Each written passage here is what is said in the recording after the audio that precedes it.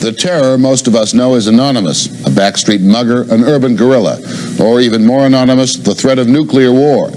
But what happens when the terror has a face on it, when it's one of our neighbors, a bully? The man who terrorized Skidmore, Missouri was just that, a bully who struck fear into the heart of a town. Even the town marshal was scared to take him on. A one-man reign of terror in a town that just didn't know how to handle it. It would be hard to find a patch of America more rural than northwestern Missouri. The countryside here in Nottoway County is almost absurdly beautiful. It is America pastoral, untouched by big cityness. Not outgoing with strangers, but good neighbors with each other. Less lovely than most of the county is the town of Skidmore. The population, 437, is just about the same as it was in the census of 1880. Only 2 paved streets, a few run-down storefronts that look as if they've never seen better days, and not much more. There's no great history of violence or crime in this part of Missouri. The last murder anyone remembers in Skidmore happened 60 years ago. Every small town has a Ken McElroy, only he was worse than most. This was his home just out of town. He was 47, a big burly man. There was an air about him that frightened people, and he did nothing to alter the effect. He bought and sold hunting dogs, had an armory of guns, and always a big wad of cash. Just about everyone in these parts feared McElroy. Bill Everhart knew him since he was a boy. He wasn't the kind of a man that would fight another man out in the streets. He used a gun. There's more to Kenrex McElroy versus the town of Skidmore than just the story of a local bully and frightened townspeople. What it represents is a classic conflict of rights in a democratic society. The right that even the worst among us has to freely move about, and the right that a community has to be protected from the worst among us. In the case of McElroy versus Skidmore, that conflict could not be more bitter. There's Romaine Henry's story. He's a farmer who says he was stopped on a country road by McElroy, who accused Henry of spying on him. And then he said, "Well, you're a lying SOB," and when he said that, well, then he more or less laid the barrel of that shotgun right against my stomach and pulled the trigger. And when he did, why, of course, it laid my flesh all open and blew my flesh into this door here.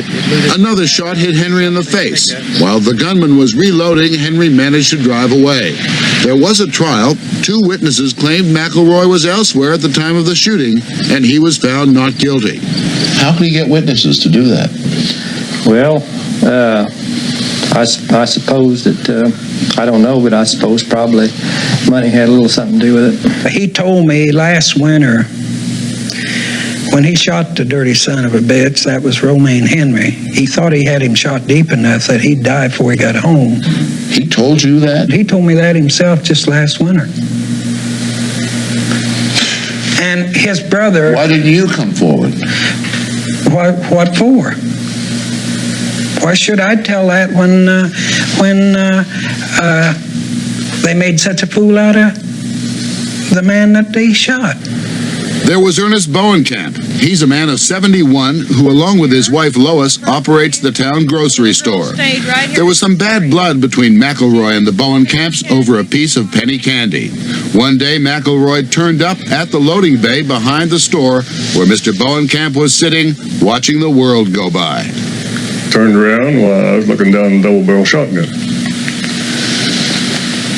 And I thought to myself, now, is he going to shoot or is he just going to scare me? So I thought if I was going to shoot, I better dodge over. So I dodged over just in time. He got at least my neck.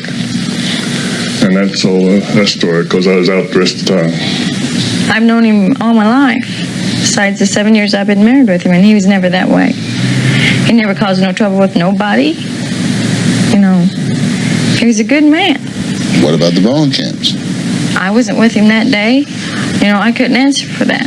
I do know it was self-defense. His wife, Trina, is either his 3rd or 4th wife. They began seeing each other 10 years ago when she was 14. At 16, she accused him of rape. Yes, he was charged with it. But it's not true. You brought the charge against Yes, him. and it's not true. Why did you do it? Jealousy. I was jealous over him, but it's not true. He never had to do anything like that in the first place. Apart from that rape charge, McElroy had perhaps 24 other felony charges in this and neighboring counties over the years. Assault with a deadly weapon, molesting a minor, cattle rustling, hog rustling, burglary, theft, and on and on. He was only found guilty once. The lawyer who got him out of most of his scrapes with the law was Richard McFadden of Kansas City. Ken Rex McElroy was a perfect gentleman. He was a good client. He sure needed a lawyer an awful lot. Yes, and I asked him about that, and he said, well, it's a set of circumstances. He says they're trying to get me, they're harassing me. I didn't do it. But he did have a reputation for violence. He was known as the Jesse James of Northwest Missouri. I have heard him called the Jesse James of the northwest part of Missouri. That is correct. Well, he wasn't.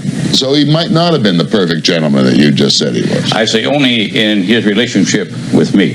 He was a fearless type person. In other words, anybody say, you can't go here, and if it's his right to go, and it wasn't a judge or somebody telling him he couldn't do it, he would go if he wanted to go.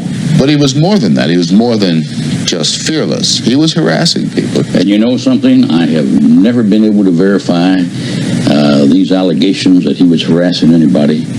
The local preacher, Tim Warren, would disagree. He's a friend of Bowenkamp, and just before McElroy's trial for the shooting of Ernest Bowenkamp, Warren says McElroy and Trina turned up at Warren's church armed with a machine gun. I noticed that he and Trina were out of the truck, and he had the machine gun out and in his hand, and I had a gun with me. I didn't want to use it, but if the man would have put a clip in that gun, I would have used it to protect my family. Just before your husband's trial for the Bowenkamp shooting, he turned up in town, convoy of trucks. Any one of those trucks was a submachine gun. No. What kind of weapons did you have? We had shotguns and 22s and 410s, stuff like that. The only real law enforcement is 12 miles away, and by the time the sheriff could get a car to Skidmore, McElroy would be gone. Most people felt that the legal system allowed McElroy to get away with what amounted to a reign of terror. You say the system allowed him to harass the town. Mr. McElroy was working within that system. It may not be the letter of the law, but the spirit of our law is that one is protected from men like McElroy. All right. You had the sheriff's department. You had the state highway patrol. You had, at one time, you did have a marshal in Skidmore, Missouri. Why don't you have a marshal? The marshal resigned. Why did he resign? And I do not know why he resigned. You know darn well why he resigned. He resigned. We are told, and I think you have been told right. as well, he resigned because Ken Rex McElroy put a gun in his pad. Up at the bar one night, he caught me coming outside and pulled a gun out and was holding it there, and he asked me if I was going to testify against him. I told him I'd have to go over because I was a marshal. David Dunbar was marshal, but for only 6 months. He was to be a witness in the Bowenkamp shooting. After this encounter with McElroy, he quit the job and went into business wiring up houses for cable TV. He said that he would believe in killing a man that wanted to put him in the pen for the rest of his life. And Were you frightened of him that night? yeah, I sure was. Anytime you're looking at a gun, you don't know if he's going to shoot you or what he's even thinking. He may have just been trying to scare me. But he did the job. But every time I tried a case, there were all kinds of witnesses. I never could see anybody that was intimidated. And the jury, 12 people, decided he was not guilty. That's our system. Well, that's how intimidation works, is you never see people who've been intimidated. You know, I never had any evidence of any intimidation. I had one man that said he shot me in the stomach. Here's a man. Listen, I'm not doubting your talents as a great defense lawyer. All right. Well, I didn't mean to give that impression. A year after shooting grocer Bowenkamp, McElroy finally comes to trial. He is charged with first-degree assault with a deadly weapon. faces a minimum of 10 years in prison and possibly up to life imprisonment. But the charge is reduced, and he's given only 2 years. That experienced country lawyer, Richard McFadden, was proud of his defense and happily says that McElroy would probably serve only 6 or 7 months. His adversary was prosecutor David Baird. Only 3 years out of law school, just months as prosecutor. Once they did that, we went to trial. We received a felony conviction on the individual, and we had an order that he would go to the state penitentiary. Hold on a minute. Okay. 2 years. 2 years. Which might have been, by the time he actually went to jail, what, 6 months? 6 months, 8 months, someplace along in there. But that's not something we have any control over. That's something the jury says. Skidmore was outraged by what the town regarded as a slap on the wrist for such a brutal attack. And then further outraged when McElroy was freed on appeal after posting a $40,000 bond. Skidmore felt once again that McElroy had beaten the system. Then one day, along comes McElroy into the D&G Tavern, followed by Trina, who's carrying a carbine and a bayonet. Allegedly, McElroy picks up both and starts showing off and boasting that he's going to finish off Mr. Bowenkamp. Now, if that happened, it was a clear violation of his bond arrangement, and a number of citizens signed a complaint to that effect. A hearing is called to see if his bond should be revoked. It is scheduled for July 10th, 1981. The town also calls a meeting for July 10th at the American Legion Hall to form a group to attend the bond revocation hearing.